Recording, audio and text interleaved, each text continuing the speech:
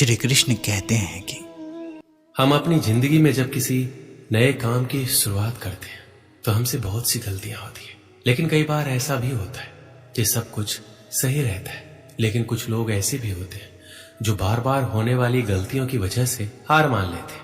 उन्हें ये लगने लगता है कि जिस काम में वो असफल हो रहे हैं वो काम करना उनके वश से बाहर है।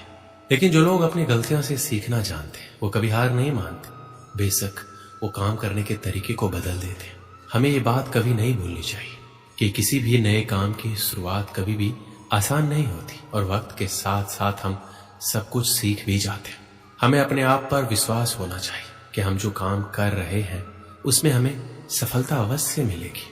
अगर हम कुछ नया सोच सकते हैं तो बेशक हम उसे कर भी सकते हैं, लेकिन उसके लिए हमें खुद पर विश्वास होना बहुत जरूरी है। शुरुआत में ही हर कोई सफल नहीं हो जाता। जो लोग अपने असफलता से कुछ सीखते हैं वे जिंदगी में बहुत आगे तक जाते हैं, और जो लोग अपने असफलता की वजह से पीछे हट जाते हैं वो लोग कभी आगे नहीं बढ़ पाते। हमें पता होना चाहिए कि सफलता के साथ साथ असफलता भी जुड़ी होती है। जब भी असफलता हमको चारों तरफ से घेर लेती है तो उस समय हमको आगे बढ़ने के लिए मोटिवेशन की जरूरत होती है, क्योंकि बिना मोटिवेशन के हम परेशानियों और कठिनाइयों में उलझ कर ही रह जाते हैं और हमको कोई रास्ता नजर नहीं आता। श्री कृष्ण कहते हैं, यदि आप जीवन में आगे बढ़ना चाहते हैं और सफलता को हासिल करना चाहते हैं तो आपके जीवन में लक्ष्य का होना बहुत ही जरूरी है, क्योंकि बिना लक्ष्य के आप अपने समय को बर्बाद करते हैं और आप किसी भी कार्य को बेहतर ढंग से नहीं कर पाते। यदि आप अपने लिए सही लक्ष्य का निर्धारण करते हैं तो आप अपने समय का बेहतर ढंग से सदुपयोग करते हैं, सफलता को प्राप्त कर सकते हैं। अगर आपने अभी तक अपने लिए कोई लक्ष्य नहीं निर्धारित किया है तो आज से ही अपने लिए एक लक्ष्य का निर्धारण करें और उस लक्ष्य को हासिल करने के लिए पूरी कोशिश करें। अगर आप अपने लिए बड़े लक्ष्य निर्धारित करते हैं तो उन लक्ष्यों को छोटे छोटे टुकड़ों के अंदर बांट लें और सबसे पहले छोटे लक्ष्य से कार्य करना शुरू करें, और कुछ समय बाद आप देखेंगे आप बड़े बड़े लक्ष्यों को भी आसानी से प्राप्त कर सकते हैं।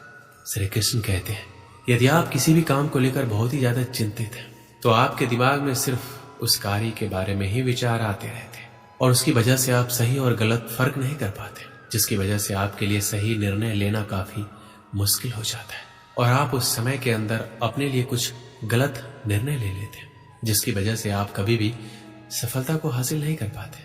तो आपको जीवन में कभी भी किसी भी कार्य को लेकर बहुत ही ज्यादा चिंता नहीं करनी चाहिए। आपको सिर्फ और सिर्फ अपने लक्ष्य पर फोकस करना चाहिए ताकि आप लक्ष्य प्राप्ति की ओर आसानी से अग्रसर हो सके। श्री कृष्ण कहते हैं, यदि आप जीवन के अंदर सफलता को हासिल करना चाहते हैं तो आपको एक बात हमेशा याद रखनी है, आपको हमेशा अपने दिल की सुननी चाहिए और उस कार्य को दिमाग से करना चाहिए। जबकि बहुत से लोग दिमाग के सुनते हैं और दिल से कार्य करते हैं, जिसकी वजह से उनको हमेशा परेशानियों का सामना करना पड़ता है। जब आप अपने दिल की बात सुनते हैं और किसी भी कार्य की शुरुआत करते हैं तो आप उस कार्य के अंदर अपना 100% लगा देते हैं, और यदि आप किसी कार्य के अंदर अपना 100% लगाते हैं तो आपको एक ना एक दिन सफलता जरूर मिलती है। ज्यादातर लोग दूसरों के डर की वजह से कभी भी अपने दिल की बात नहीं सुन पाते और हमेशा ऐसे कार्य करते हैं जो उनको कभी भी खुशी नहीं देते, और ऐसे कार्य करने चाहिए जो आपको लंबे समय तक खुशी दे सके। श्री कृष्ण कहते हैं, आप सबके जीवन में बहुत सारे चुनौती होते हैं, लेकिन अगर हम अपने अंदर की शक्ति को जान लें तो हम हर मुश्किल का सामना कर सकते हैं। जीवन एक संघर्ष है जिसमें हार और जीत दोनों होते हैं, लेकिन हार से हार नहीं मानना चाहिए। हमें हमेशा संघर्ष करते रहना चाहिए, हमें खुद पर विश्वास रखना चाहिए और हमेशा अपने लक्ष्य की तरफ बढ़ते रहना चाहिए। हमें अपने सपनों के लिए काम करना चाहिए और हमेशा एक सकारात्मक सोच रखनी चाहिए। जीवन में कोई भी मुश्किल हो, हमें हमेशा सकारात्मक होकर समस्या का सामना करना चाहिए। यदि हम सकारात्मक रहते हैं तो हम हमेशा अपने लक्ष्य को पूरा कर सकते हैं। श्री कृष्ण कहते हैं, सफलता कभी भी एक दिन के अंदर नहीं मिलती है, लेकिन एक दिन आपको जरूर मिलती है। जीवन में आपको कदम कदम पर कठिनाइयों और मुश्किलों का सामना करना पड़ता है, लेकिन यदि आप मानसिक रूप से मजबूत हैं तो आप जीवन की बड़ी बड़ी कठिनाइयों का सामना बहादुरी के साथ कर सकते हैं। जीवन में यदि आपके सामने कितनी भी बड़ी मुश्किल क्यों ना आए, आपको सिर्फ एक बात याद रखनी है और आपको बोलना है कि कोई भी मुश्किल और कठिनाइयां और समस्या मुझसे बड़ी नहीं है। जिंदगी में हर इंसान के जीवन में एक ऐसा समय आता है जब उसको लगता है कि अब सब कुछ खत्म हो गया है, तो उस समय यदि आपके अंदर आगे बढ़ने की हिम्मत होती है तो ही आप सफलता के शिखर को छू पाते हैं। अगर आप एक छात्र हैं, असफल हो जाते हैं, तो इसका यह मतलब नहीं है कि दोबारा प्रयास ना करें। असफलता आपके लिए एक अवसर होती है। आप इससे बहुत कुछ सीख सकते हैं। इससे आप अधिक समझदार बनेंगे और अपनी सफलता की राह को बेहतर ढंग से समझेंगे। अपने आप को माने और दूसरों के बारे में सोचना बंद करें। अपने आप को उन सफल लोगों से तुलना ना करें जो आपकी उम्र से कई गुना ज्यादा सफल हो चुके हैं। आपका मार्ग आपका होता है और आपको उसी के अनुसार आगे बढ़ना चाहिए। अपने लक्ष्य को समझें और उसे पाने के लिए मेहनत करें। लक्ष्य स्पष्ट होना चाहिए और उसके लिए आपके पास एक योजना होनी चाहिए। सफल होने के लिए आपको अपने आप पर भरोसा होना चाहिए। आपको अपनी क्षमताओं पर विश्वास होना चाहिए। आपके पास साधन न होने की वजह से आप असफल नहीं हो सकते। आपकी सफलता आपके अंदर होने वाले विश्वास पर निर्भर करती है। और अंत में मैं ये कहना चाहूंगा कि आप सफल हो सकते हैं। आपकी सफलता आपके उत्साह, मेहनत और विश्वास पर निर्भर करती है। अपनी सोच और कार्यों में सकारात्मक रहें और अपने लक्ष्य की ओर अग्रसर रहें। बहुत समय पहले की बात है। भारत के सुदूर दक्षिण में एक छोटा सा राज्य स्थित था। राजा द्वारा राज्य का संचालन शांतिपूर्वक हो रहा था। एक दिन अचानक उसे खबर मिली कि एक बड़े राज्य की सेना की एक बड़ी टुकड़ी उसके राज्य पर आक्रमण के लिए आगे बढ़ रही है। वो घबरा गया क्योंकि उसके पास उतना सैन्य बल नहीं था जो उतनी बड़ी सेना का सामना कर सके।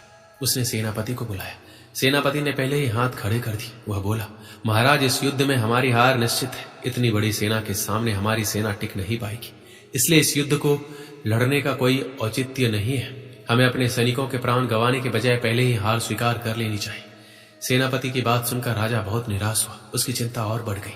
उसे समझ नहीं आ रहा था कि क्या करें क्या ना करें। अपनी चिंता से छुटकारा पाने के लिए वह राज्य के संत के पास गया। संत को उसने पूरी स्थिति से अवगत कराया और बताया कि सेनापति ने युद्ध के पहले ही हाथ खींच लिया है। यह सुनकर संत बोले, राजन, ऐसे सेनापति को तुरंत उसके पद से हटाकर कारागृह में डाल देना चाहिए। ऐसा सेनापति जो बिना लड़े हार मान रहा है, उसे सेना का नेतृत्व करने का कोई अधिकार नहीं है। किंतु गुरुवर, यदि मैंने उसे कारागृह में डाल दिया तो सेना का नेतृत्व कौन करेगा? संत बोला, राजन, तुम्हारी सेना का नेतृत्व मैं करूंगा। राजा सोच में पड़ गया कि संत युद्ध कैसे लड़ेंगे। उसने कभी युद्ध नहीं किया, किंतु कोई विकल्प ना देख उसने संत की बात मान ली और अपनी सेना का सेनापति बना दिया। सेनापति बनने के बाद संत ने सेना की कमान संभाल ली और सेना के साथ युद्ध के लिए तैयार कर दिया। रास्ते में एक मंदिर पड़ा। मंदिर के सामने संत ने सेना को रोका और सैनिकों से बोला, यहाँ कुछ देर रुको, मैं मंदिर में जाकर ईश्वर से पूछ कर आता हूँ, हमें युद्ध में विजय प्राप्त होगी या नहीं। ये सुन सैनिकों ने चकित होकर पूछा, मंदिर में तो भगवान की पत्थर की मूर्ति, वह कैसे बोलेगी? इस पर सेना की कमान संभाल रहे संत ने कहा, मैंने अपनी सारी उम्र दैवीय शक्तियों से वार्तालाप किया है, इसलिए मैं ईश्वर से बात कर लूंगा। तुम लोग यही रुककर मेरी प्रतीक्षा करो। ये कहकर संत मंदिर में चले गए। कुछ देर बाद जब वापस लौटे तो सैनिकों ने पूछा, ईश्वर ने क्या कहा? संत ने उत्तर दिया, ईश्वर ने कहा, यदि रात में इस मंदिर में कोई प्रकाश दिखाई पड़े तो हमारी विजय निश्चित है। पूरी सेना रात होने की प्रतीक्षा करने लगी। रात हुई, मंदिर में उन्हें प्रकाश दिखाई पड़ा। यह देख सेना खुशी से झूम उठी। उन्हें विश्वास हो गया कि अब वो युद्ध जीत लेंगे। उनका मनोबल बढ़ गया और वो जीत के मंसूबे से युद्ध के मैदान में पहुंचे। युद्ध 21 दिन चला। सेना जी जान से लड़ी, फलस्वरूप उनकी विजय हुई। विजयी सेना के वापस आते ही फिर वही मंदिर पड़ा। तब सैनिकों ने संत से कहा, ईश्वर के कारण हमारा विजय हुआ है, आप जाकर उन्हें धन्यवाद दिया है। संत ने उत्तर दिया, इसकी कोई आवश्यकता नहीं है। ये सुनकर सैनिक कहने लगे, आप कितने कृतघ्न हैं। जिस ईश्वर ने मंदिर में रोशनी कर हमें जीत दिलाई, आप उनका धन्यवाद नहीं कर रहे। तब संत ने कहा, उस रात मंदिर से आने वाली रोशनी एक दिए की थी और वो दिया मैं यहाँ जलाकर लाया था। दिन में तो वो रोशनी दिखाई नहीं पड़ी, किंतु रात होते ही दिखाई देने लगी। दिए की रोशनी देखकर तुम सबने मेरी बात पर विश्वास कर लिया और युद्ध में विजय हमारी हुई। इस तरह तुम सबका मनोबल बढ़ गया था और तुम जीत के विश्वास के साथ युद्ध में गए और असंभव लगने वाली विजय तुमने प्राप्त की। इस कहानी से हमें क्या सीख मिलती है? खुद पर विश्वास रखो और परिश्रम करते रहो। विश्वास की विजय होगी। हमारी सोच ही आगे चलकर वास्तविकता का रूप लेती है, इसलिए हमें अपनी सोच पर ध्यान देना चाहिए। सदा सकारात्मक सोचें ताकि सकारात्मक परिणाम मिले। दोस्तों, इस वीडियो में बस इतना ही। मिलते हैं अगली वीडियो में। अपना ख्याल रखिएगा। जय श्री कृष्ण।